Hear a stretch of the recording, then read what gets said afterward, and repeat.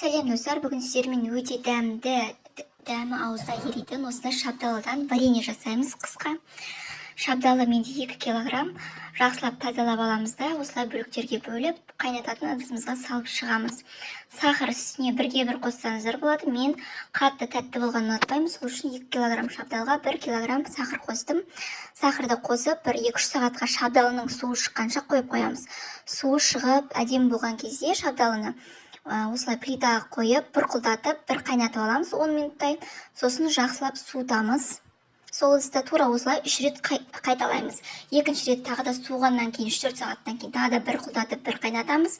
Тағы суытамыз. Сосын 1-3-4 сағаттан кейін тағы да бір құлдатып 10 минуттай қайнатамыз. Сосын жаңағы банкаларымызға қайнаған су құйып стерилизация жасап аламыз. Сосын жаңағы қайнаған 3-ші рет қайнап болған персиковый вареньемізді құйып, жақсылап жауып шығамыз. Осы 3-ші рет қайнап болған соң вареньеға түрлі орехтарды, миндаль, кешью немесе семечкенің орехтарын қосып жіберсеңіздер өте дәмді болып шығады. Осылай банкаларға құйып болып жақсылап жауып, төңкеріп, суығанша осылай төңкеріп, қымтап қоямыз. Суығаннан кейін любой жерде сақтай берсеңіздер болады. Атылмайды. Мен осымен қанша жыл жасап келе жатырмын. Сіздер де жасап көріңіздер.